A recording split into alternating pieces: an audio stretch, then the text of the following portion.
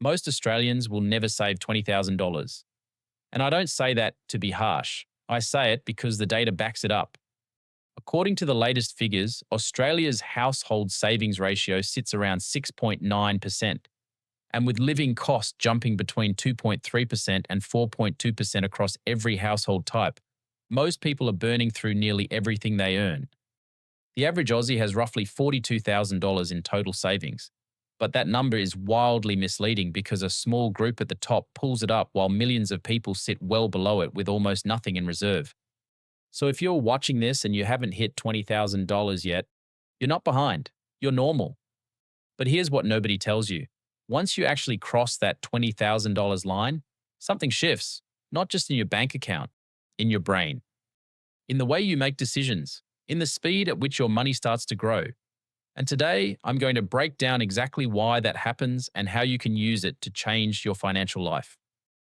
Let's start with what's really going on before you reach $20,000. You're operating in survival mode. Every dollar that comes in has a job before it even lands. Rent, groceries, electricity, insurance, maybe a car payment. You're constantly doing mental math, shuffling money between accounts, wondering if you can afford the thing you need, not even the thing you want. That's not just stressful. It physically changes the way your brain works. Research in behavioral economics shows that financial scarcity reduces your cognitive bandwidth. You make worse decisions not because you're less intelligent, but because your mind is overloaded with short-term problems. You can't think long-term when you're drowning in this week's bills. And that's the trap, because the people who need long-term thinking the most are the ones least able to do it. When you're stuck under $5,000 in savings, your brain treats every financial decision like a crisis. Should I fill up the tank or wait until Friday? Should I get the car serviced now or risk it for another month? These tiny decisions drain you. They eat up mental energy that could go towards building something bigger. And the worst part is, you don't even realize it's happening. You just feel tired, stuck, and frustrated without understanding why. And this is where $20,000 becomes a turning point. It's not a magic number because of what it buys. It's magic because of what it removes. It removes the fear. When you've got $20,000 sitting in a high-interest savings account earning 5% or more, you've suddenly got a buffer between you and disaster. Your fridge dies, you handle it. Your car needs repairs, it's covered. You lose your job, you've got 3 to 4 months of breathing room to figure things out without panic. That breathing room is everything. And here's what most people underestimate. That clarity doesn't just feel nice. It has real, measurable consequences. When you're not stressed about money, you sleep better. When you sleep better, you perform better at work. When you perform better at work, you earn more. When you earn more, you save more. It creates a positive feedback loop that touches every part of your life. Your relationships improve because you're not fighting about bills.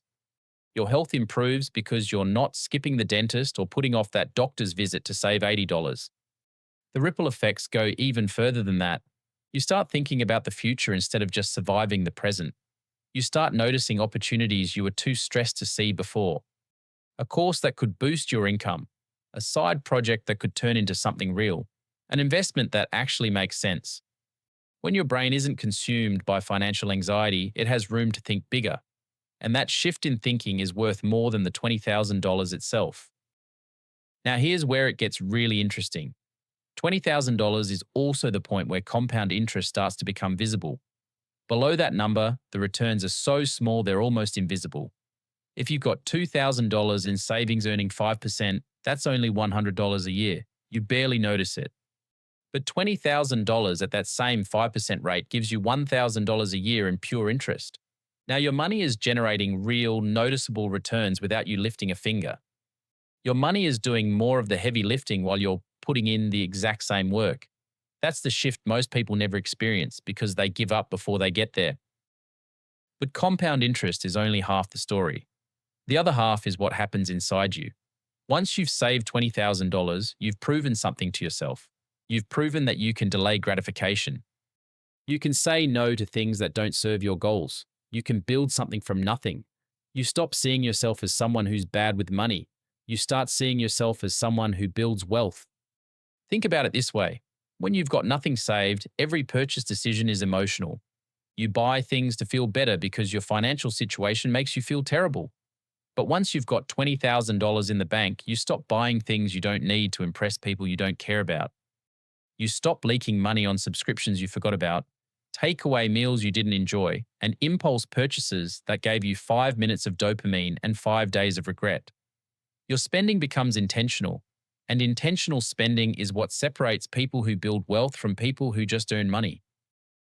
Now let's talk about what $20,000 actually unlocks in practical terms. First, it opens the door to real investing.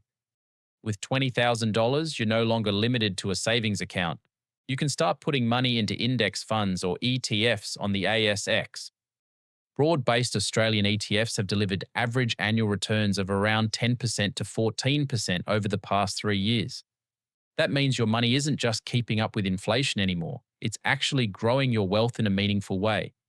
Second, it gives you negotiating power. When you're not desperate for money, you can negotiate harder on your salary. You can walk away from a job that underpays you. You can take a calculated risk on a side business or a career change without the terror of missing rent.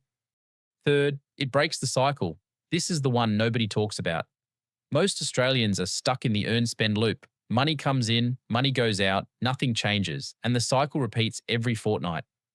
$20,000 is the amount that finally breaks that loop. It creates a gap between earning and spending that grows wider over time. And there's a fourth thing that changes: the way other people treat you. I'm not talking about flashing money around. I'm talking about the confidence that shows up when you're not financially desperate. You negotiate differently. You carry yourself differently. Opportunities start appearing that weren't there before, not because the world changed, but because you did. People sense stability. Employers, business partners, even banks when you're applying for a home loan. Your financial position changes how the world responds to you, and $20,000 is the threshold where that shift begins. So how do you actually get to $20,000 if you're not there yet? 3 things. First, get brutally honest about where your money goes. Track every dollar for 30 days. Most people find at least $300 to $500 a month in spending they didn't realize they were doing. Second, automate your savings. Set up an automatic transfer on payday, so the money moves before you can touch it. Pay yourself first. This is not optional. This is the foundation. Third, increase the gap. You can only cut expenses so far. At some point, you need to earn more. Ask for a raise. Pick up a side hustle. Sell things you don't use. Every extra dollar that goes into your savings accelerates the timeline. And here's something worth remembering. The hardest part of this entire journey is the stretch between $0 and $20,000. That's where it feels like nothing is working, like the progress is too slow, like the sacrifices aren't paying off. But they are. Every deposit, no matter how small, is compressing the timeline. The maths works. You just have to stay in the game long enough to see it. If this hit home for you, subscribe to the channel and hit the notification bell. Thanks for watching, and I'll see you in the next one.